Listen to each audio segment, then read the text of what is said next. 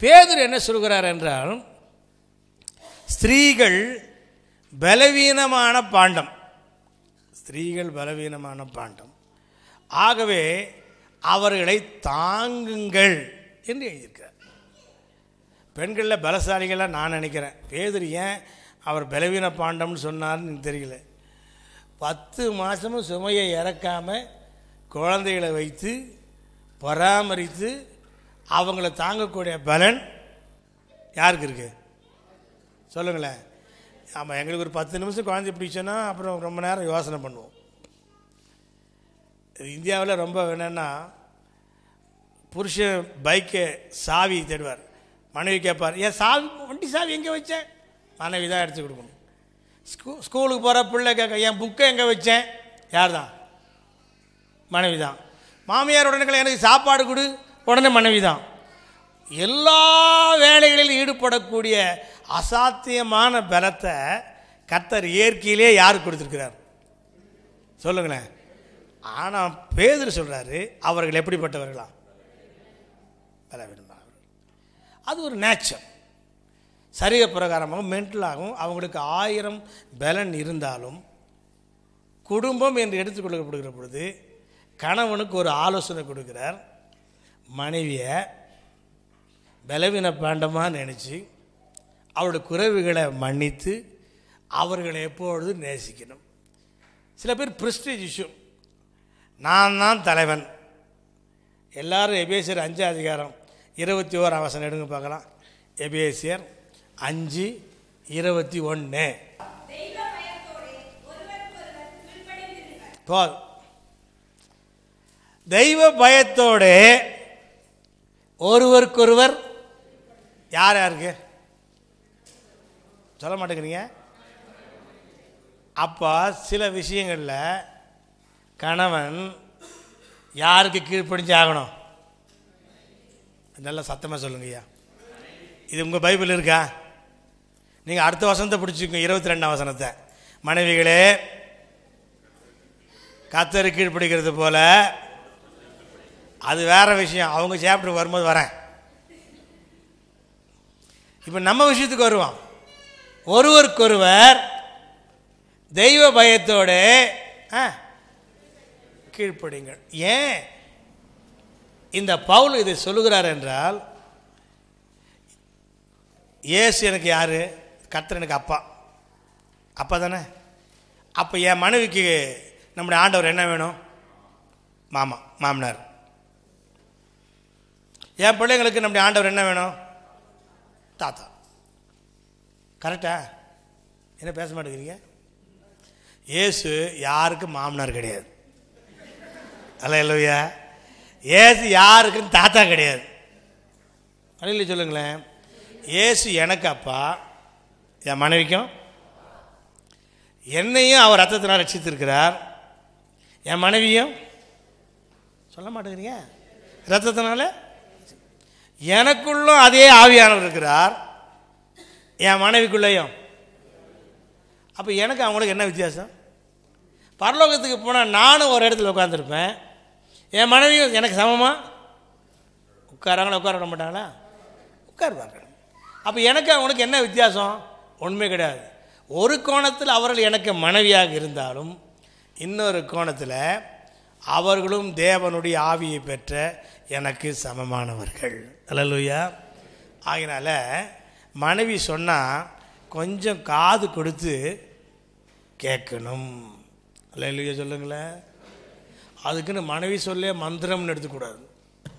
அப்படி எடுத்தால் அதுவும் நெகட்டிவாக போயிடும். ஆனால் ரட்சிக்கப்பட்ட நம்முடைய மனைவி தேவ ஆவியினால் நிறைந்து அவர்கள் சொல்லுகிற வார்த்தையை நாம் காதால் கேட்போமானால் நம்முடைய குடும்பம் ஆசீர்வதிக்கப்பட்டிருக்கும். ஏன் சாட்சி சொல்கிறேன், கொஞ்சம் கவனி.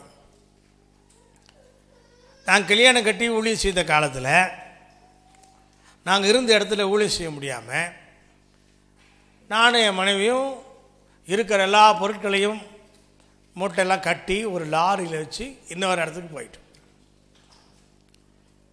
கையில் பைசாவே கிடையாது.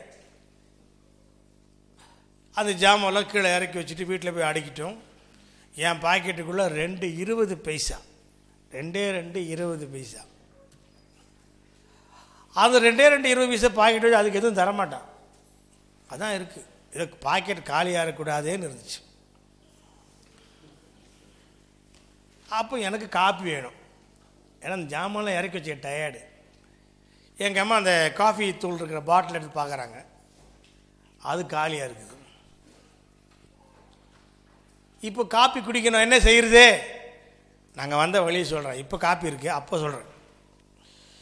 எங்கள் மனைவி ஒரு சூப்பராக கொஞ்சம் சுட தண்ணியை வச்சு அந்த பாட்டிலுக்குள்ளே ஊற்றி 2 குளுக்குன்னு ஒரு இன்ஸ்டன்ட் காஃபி ரெடி ஆகிடுச்சு. குடிச்சிட்டோம். 2 பேரும் ஜெபிக்க ஆரம்பித்தோம். எனக்கு அடுத்த வேலை பசி வந்தால் இப்போவாது பாட்டில் அலசியாச்சு. சாப்பாட்டுக்கு எதை அலசுறதுன்னு தெரியாது. நான் முழங்கால் பட, என் மனைவி முழங்கால் படியிட 2 பேரும் ஜெபிக்கிறோம். ஜெபித்தோம். எவ்வளோ நேரம் ஜெபிச்சோன்னு தெரியாது. திடீர்னு என் மனைவி ஆவியில் நிறைஞ்சி, என் மகனே. சரி, நான் நினச்ச பசியின் கொடுமை போல. அப்போ எங்களுக்கு குழந்தெல்லாம் பிறக்கலை, நாங்கள் 2 பேர் தான். மகனேன்னு உடனே நானும் பார்த்தேன். அடுத்த வார்த்தை, உன்னை நான் சீமானாக்க போகிறேன். யார? இங்கே காப்பிக்கு லாட்டரி அடிக்குது. உன்னை நான் அறியாத இடத்திற்கு கொண்டு போக போகிறேன். என் வாக்குத்தத்தங்களை நிறைவேற்றப் போகிறேன். உன்னை ஜாதிகளுக்கு தகப்பனாக வைக்கப் போகிறேன். சில சமயத்தில் உணர்ச்சி வசப்பட்டு இதை சொல்கிறாளோ அப்படி ஒரு சந்தேகம். ஆனால் ஒன்றே ஒன்று தான் எனக்கு தெரியும். என்னென்னா, எனக்குள்ளே இருக்கிற மாதிரியே ஆவியானவர் யாருக்குள்ள இருக்குது சொல்லுங்க.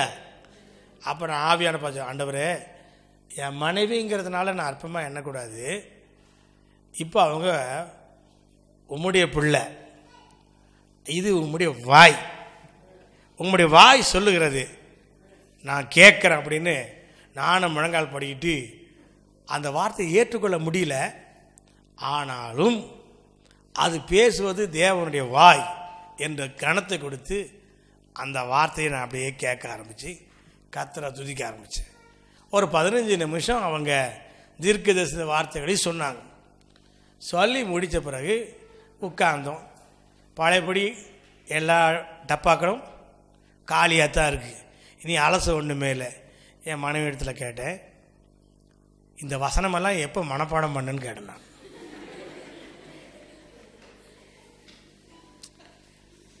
நான் எதையுமே ரொம்ப சீரியஸாலாம் எடுத்துக்கிறது கிடையாது.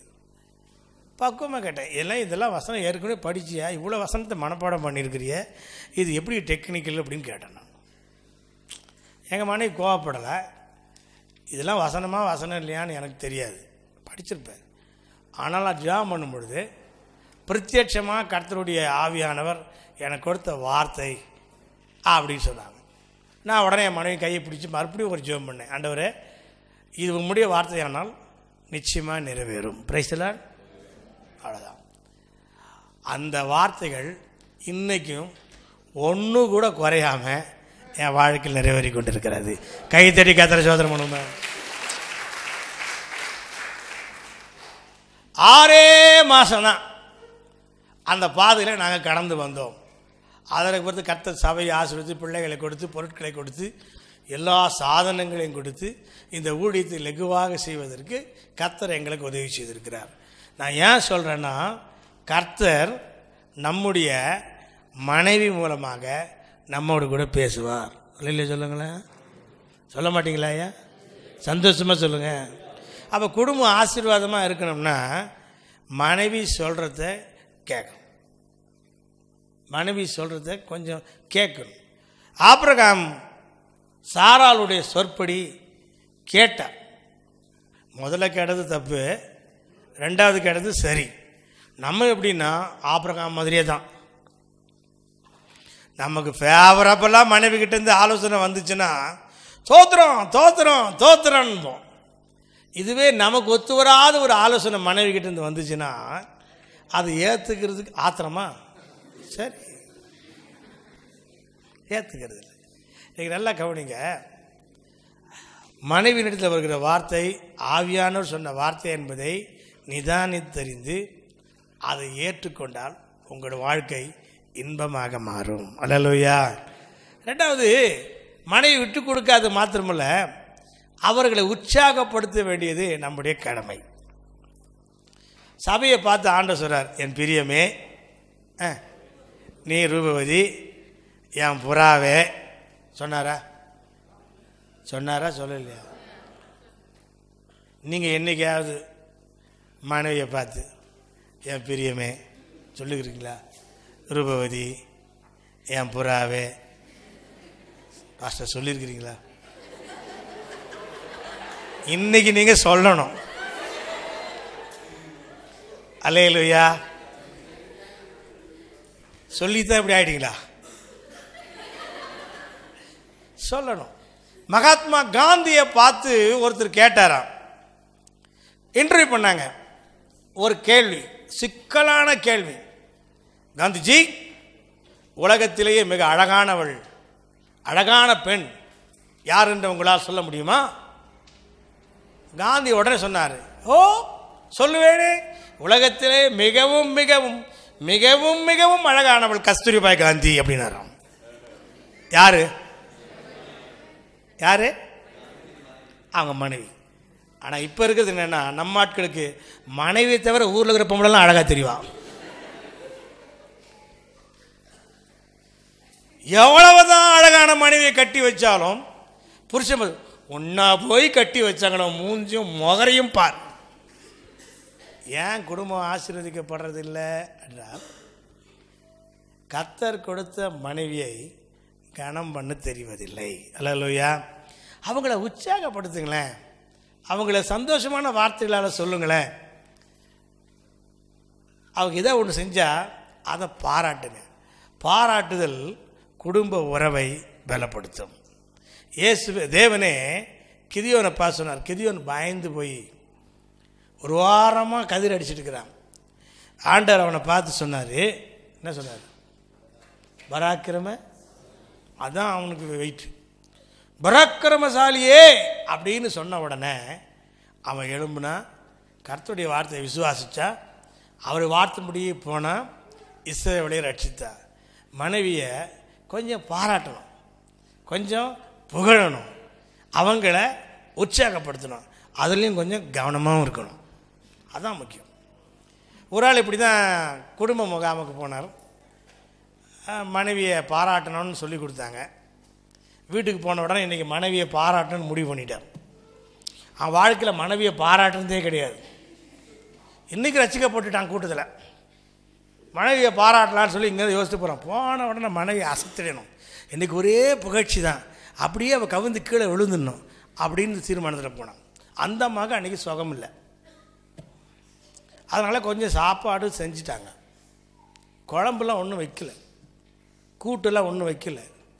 சரி, பக்கத்து வீட்டில் புருஷன் பசியாக வருவாருன்னு, அக்கா நீங்கள் சமைச்சிட்டிங்களா? ஆமாம் சமைச்சிட்டேன், கொஞ்சம் கறி கொடுங்க, கொஞ்சம் சாம்பார் கொடுங்க, வாங்கிட்டு டேபிள் மேலே வச்சுட்டேன். இவர் மைனர் அங்கேருந்து வந்தார். அப்படி டேபிள் மேலே உட்காந்து, ஹாய் இன்றைக்கி ரொம்ப அழகாக இருக்கிறிய அப்படின்ட்டு சாப்பிட ஆரம்பித்தார். சாப்பிட்டு சொன்னார், கறி ரொம்ப ரொம்ப சூப்பர், நானும் இத்தனை நாள் சாப்பிட்ருக்குறேன், ஆனால் இன்னைக்கு ரொம்ப ஜோர். அவள் அப்படி மெதுவாக மறைச்சி பார்த்தா. அடுத்தது சாம்பாரை ஊற்றுனா வெரி வெரி சூப்பர், இது வரைக்கும் சாப்பிட்றது அமுது மாதிரி இருக்குன்னா. அவள் படாரும் சட்டியோடு எடுத்து சலக்கிறது ஊற்றிட்டு சொன்னா, சொல்ல மாட்டேன், நான் கஷ்டப்பட்டு வச்சா நல்லா இருக்காது, அவள் வச்சா உனக்கு நல்லா இருக்குமா.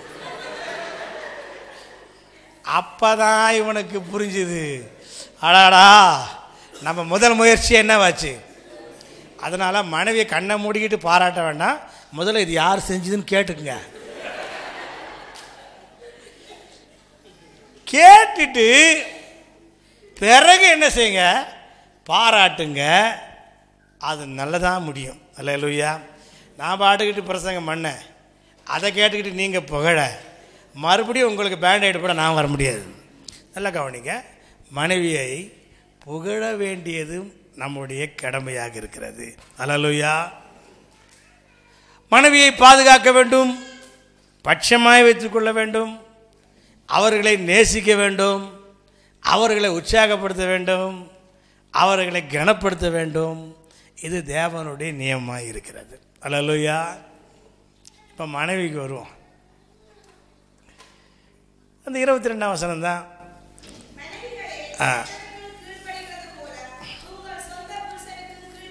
அட அப்பா, அந்த 3 எழுத்து படுத்துகிற பாடு இருக்க, அது முக்கியமான பாடு. எந்த பாடு? மனைவியா? அது இல்லை, சொந்த. கரெக்ட். ரொம்ப அனுபவம் போல தெரியுது.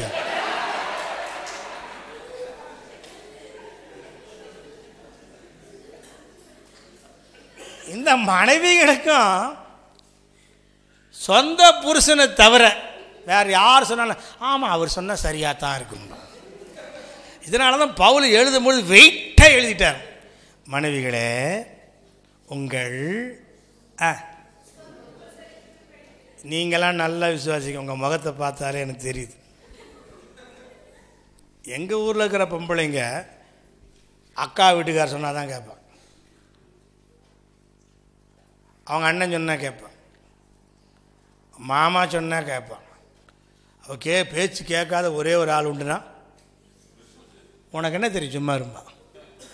இன்றைக்கி ஏன் குடும்பங்கள் அங்கே உருண்டுக்கிட்டு இருக்குன்னா, கர்த்தருக்கு கீழ்ப்படுகிறது போல சொல்லுங்க, சொந்த புருஷருக்கு கீழ்ப்படிய வேண்டும். அப்படி ஒரு பாலிசை நம்ம உருவாக்கிட்டோம் அப்படின்னா நம்ம குடும்பம் ஒரே திசையில் போயிட்டு. நீயா நானா பார்க்கலாம் அப்படின்னு என்னைக்கு நம்ம ஒரு ஆதங்கத்துக்குள்ளே வரமோ அன்றைக்கி குடும்பம் இப்படியும் போகாது அப்படியும் போகாமல் ஒரே இடத்துல சுற்றிக்கிட்டு இருக்கோம். புருஷன் ஸ்திரீக்கு சொல்லுங்க, மூளை எங்கே இருக்குது சொல்ல மாட்டீங்களா?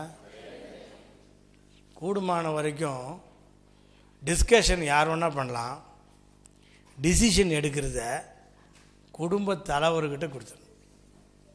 அப்படி நீங்கள் செஞ்சீங்கன்னா உங்கள் குடும்பம் ஆசீர்வாதமாக இருக்கும். Praise the Lord. மூளை இருக்கிறதுனால, தலையில் தான் மூளை இருக்குது நான் சொன்னதுனால இதெல்லாம் ஒன்றும் இல்லாதாலும் நினச்சிடக்கூடாது. ஒன்று சொல்கிறேன், நீங்கள் தலையானால் மனைவி யார்?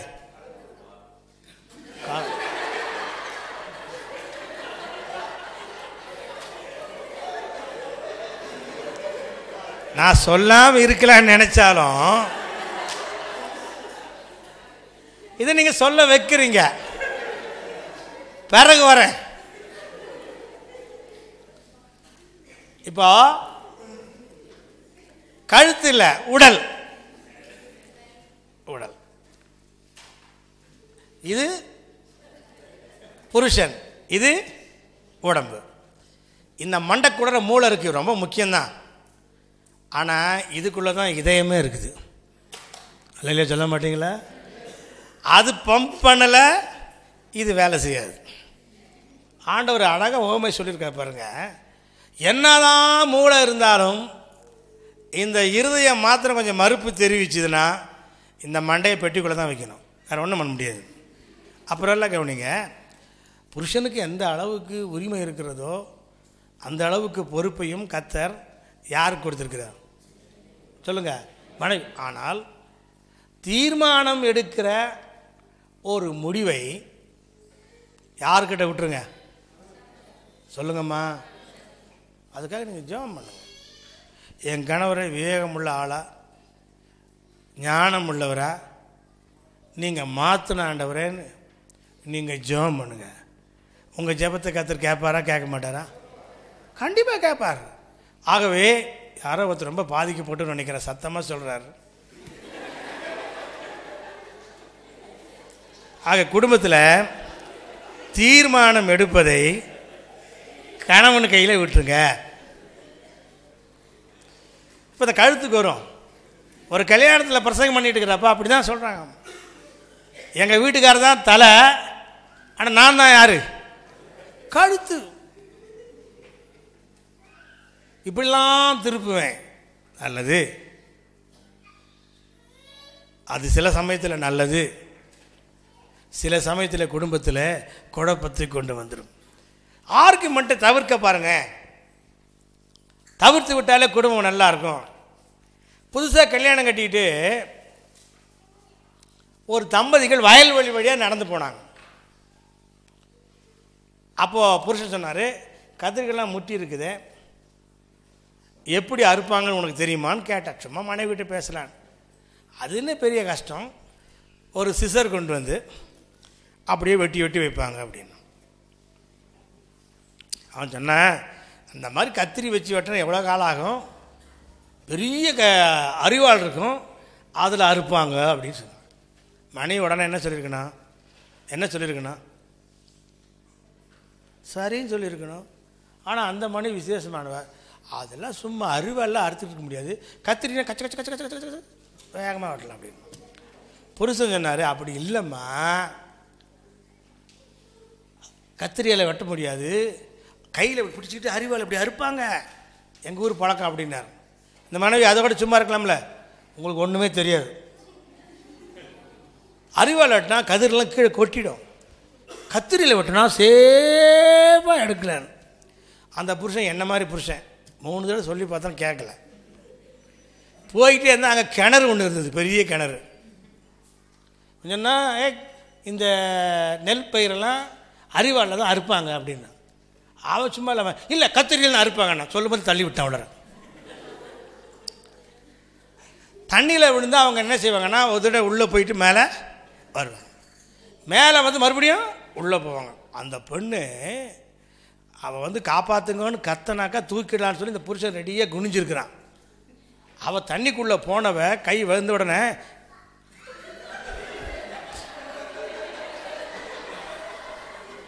அதாவது செத்தாலும் பரவாயில்ல, என் கொள்கையை மாற்றிக்க மாட்டேன், கத்திரியில் தான் வெட்டுவாங்க அப்படின்னா.